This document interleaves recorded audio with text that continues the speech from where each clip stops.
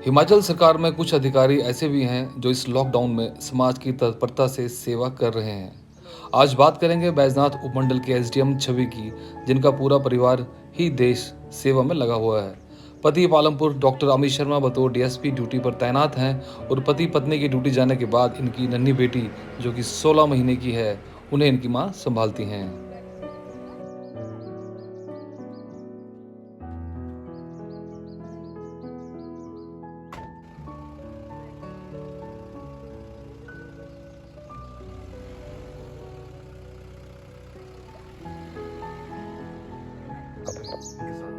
अच्छे से जी, खुशी से इनको इनकी ड्यूटी निभाने का होना चाहिए, कर रहे हैं और मैं अपनी ड्यूटी निभा रही हूँ खुशी से।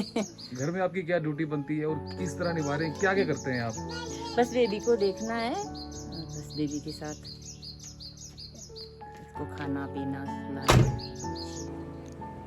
वहीं लॉकडाउन के पौने 2 महीने की लगातार ड्यूटी में एसडीएम छवि की ड्यूटी और कठिन हो जाती है जब कांगड़ा जिले के कोविड पॉजिटिव कोरोना योद्धाओं का आइसोलेशन सेंटर बैजनाथ में ही खुल जाता है। 11 कोरोना योद्धा बैजनाथ के आइसोलेशन केंद्र में हैं। हम छवि नांटा से आपकी विशेष मुलाकात करवाएंगे और जानेंगे कि इस लॉकडाउन के समय में किस तरह से छवि अपनी ड्यूटी निभा रही हैं।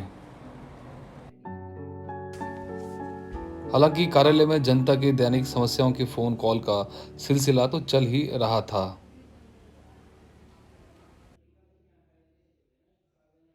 पर बेसिक विरोध है जी अंदर ही अंदर ना।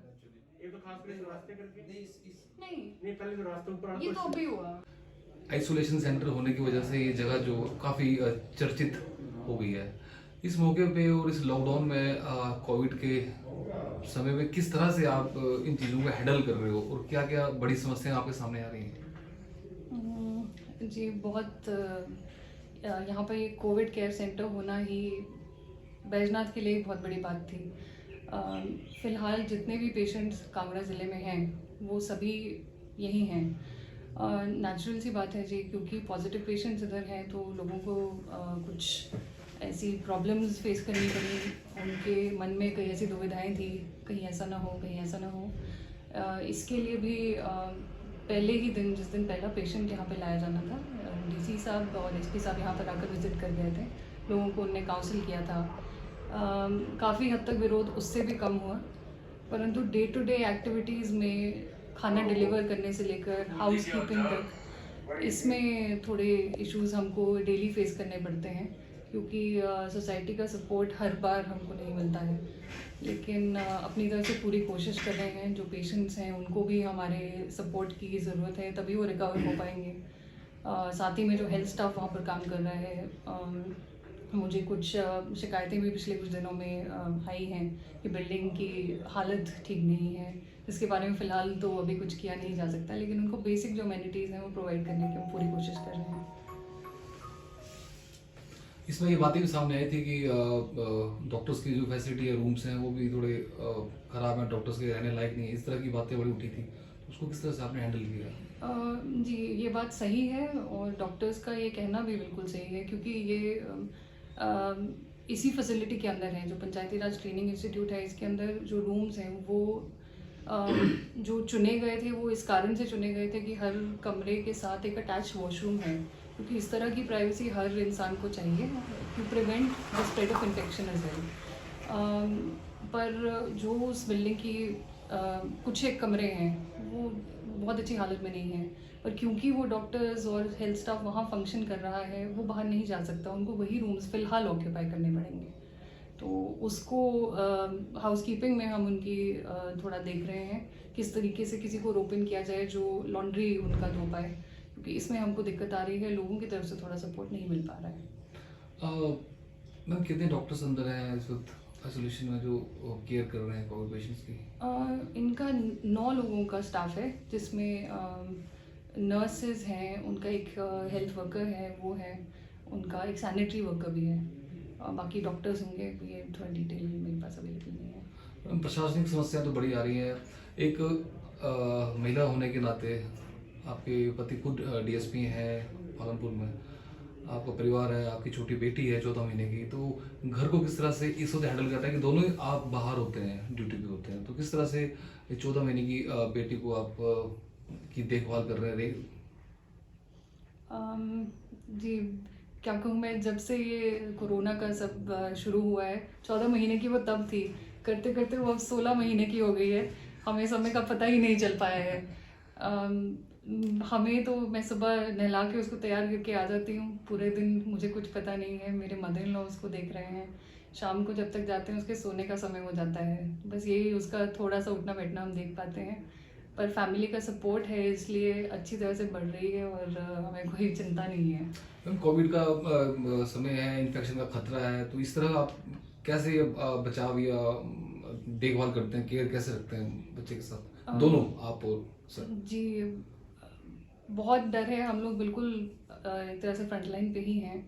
तो सबसे इम्पोर्टेंट तो ये रहता है कि घर जाके चाहे कितना ही बड़ी मुश्किल से रेजिस्ट करना पड़ता है, छोटे बच्चे के पास नहीं जाते हैं, सबसे पहले चुपके से वॉशरूम जाते हैं, नहाते हैं, कपड़े अपने सारे धोने के लिए डाल देते हैं, उसके बाद ही बच्चे से आके मिलते हैं। इसके अलावा बाकी प्रिकॉशंस ये हैं, जो अपने बैग होता है वो घर के अंदर नहीं लेकर जाते हैं, साइड में रखते हैं, जूते घर के बाहर ही रख देते हैं।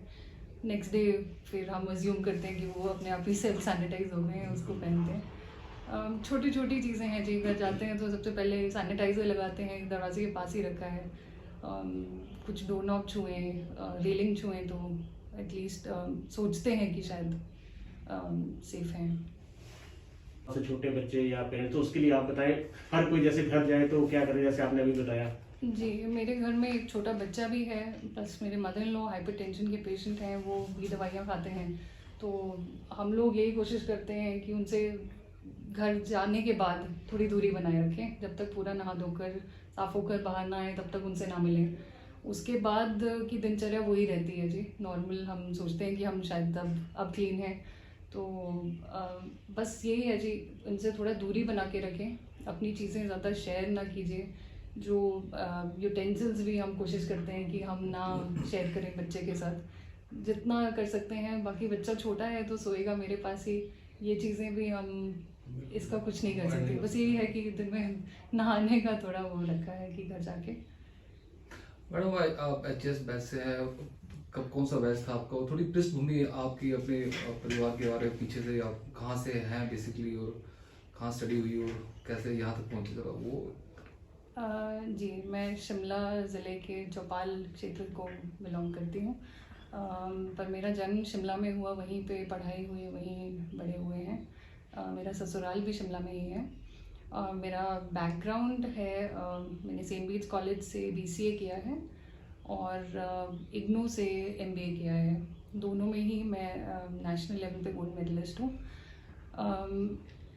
पर उसके बाद 2013 में मेरा सिलेक्शन एचएस में हुआ था। 2012 में मैं तहसीलदार सिलेक्ट हुई थी। 13 के बाद मेरी फ़र्स्ट पोस्टिंग असिस्टेंट कमिश्नर कम बीडीओ निचार डिस्ट्रिक्ट किन्नौर में हुई थी। वहाँ पर 1-1.25 साल लगाने के बाद एसी टू डीसी सोलन, फिर मैंने सेक्रेटेरिएट में डिप्टी सेक्रेटरी आईपीएच और सोशल जस्टिस के विभागों में काम किया। उसके बाद मैं एसडीएम अर्की के पोस्ट पर थी, फिर मैटरनिटी लीव पे जाने के बाद मैंने यहाँ ज्वाइन किया है। मैडम, आपको आइसोलेशन सेंटर आप यहाँ चला ही रहे हैं, एक हिसाब से देखा जाए तो यहाँ पे किस तरह की जो जनरल समस्या आ रही है उसको रन करने के लिए क्या क्या प्रॉब्लम्स आपको आ रही है बीच में? जी, क्योंकि ये सेंटर यहाँ पे इस्टेब्लिश्ड है और इसको चलाने के लिए हम हर संभव प्रयत्न कर रहे हैं, लेकिन कुछ बेसिक इश्यूज जैसे होते हैं, जो खाना बनाना है वो कौन डिलीवर करेगा, वो डिलीवर करने के लिए भी आदमी फ़िलहाल उपलब्ध नहीं हो रहे हैं। लोगों में बहुत रेजिस्टेंस है, एक तरह का दहशत का माहौल है कि वो ये भी डर रहे हैं कि अगर हम पैकेज फूड लेकर जाकर वहाँ पर बाहर गेट पे खोल छोड़ेंगे तो भी शायद हमें कोरोना हो जाए। लोगों को थोड़ा सा ये भ्रम अपने दिमाग से निकाल देने चाहिए कि एयरबॉर्न नहीं है। पहली बात ये हवा में नहीं फैल रहा है, मे बी कुछ मिनटों तक हवा में रहता हो, घंटों तक रहता हो, लेकिन ये जो पेशेंट्स आ रहे हैं ये लोग अंदर अपने कमरों में हैं, उन कमरों से बाहर तक नहीं निकल रहे हैं, वो वहीं पे उनकी छोटी सी दुनिया है। और मैं हर आदमी को ये भी कहती हूँ कि आज हम यहाँ हैं, हो सकता है कल को हम भी वहाँ अंदर हों। ये ऐसी बीमारी है जो आपको पता भी नहीं चल रहा कब आपको हो जा रही है। तो आज आप दूसरों के लिए रेजिस्ट कर रहे हैं कि वहाँ तक मैं तो नहीं करूँगा, लेकिन कल को आपके ही परिवार का कोई व्यक्ति अगर अंदर होगा तो आप शायद अलग तरीके से सोचेंगे। पर ये भ्रम जो है लोगों के दिमाग में, हम कोशिश करते हैं कि हटाएं। तो लोगों को इस समय थोड़ा, आप जैसे देखते होंगे फ़ोन करते हैं किसी को तो उस पर पहली बात कॉलर ट्यून यही आती है कि आप उसके साथ भेदभाव ना करें। तो वही तरह का भेदभाव हम कोशिश कर रहे हैं कि लोगों को समझाएं कि ना करें। ये छोटी छोटी दिक्कतें हैं जो हमको आती हैं। मुझे पता है अंदर शायद हम ए लेवल की फैसिलिटी नहीं प्रोवाइड करवा पा रहे हैं, लेकिन छोटी छोटी जितनी हम अपनी तरफ से हेल्प कर सकते हैं, क्योंकि हम जानते हैं कई पेशेंट्स ने रिक्वेस्ट किया कि हम गर्म पानी पीना चाहते हैं। तो मैंने जितने मेरे पास पेशेंट्स हैं, 10 पेशेंट थे कल तक, कल रात को 11वें आए हैं, वो 10 पेशेंट्स को 10 अलग इलेक्ट्रिक केटल्स दे रखे हैं कि आप अपना पानी गर्म कीजिए, चाय बनाइए, चाय का उनको स्टेपल हमने दे रखा है। उसके अलावा आप बॉईल करके भी वो पानी रख सकते हैं। आपको ये नहीं है कि अगर आपके पास फ़िल्टर नहीं अवेलेबल है। तो इतना छोटा छोटा हमको बेसिक रिक्वायरमेंट्स तो देते ही हैं जो उनको चाहिए हैं, छोटी छोटी ज़रूरत की रोज़मर्रा की चीज़ें। पर कुछ ऐसी चीज़ें हैं जो सिर्फ हमारे से नहीं होंगी। खाना डिलीवर करना भी सिर्फ हम नहीं कर पाएंगे। तो कैसे कर रहे हैं खाना डिलीवर, किस तरह हो रहा है? फ़िलहाल दिन में मेरे ही ड्राइवर जाकर डिलीवर करते हैं। सुबह और शाम कोई ना कोई वॉलंटियर कर जाता है मेरे ही दफ्तर से, तो दे देते हैं, वरना जो लोग हमने पहले लगाए थे सब एक एक करके मुकरते जाए। तो ये हैं छवि नांटा, एसडीएम बैजनाथ, जो महिला अधिकारी होने के बावजूद कोविड कोरोना योद्धाओं की सेवा में जुटी हुई हैं। डिस्कवर हिमाचल देखने के लिए धन्यवाद।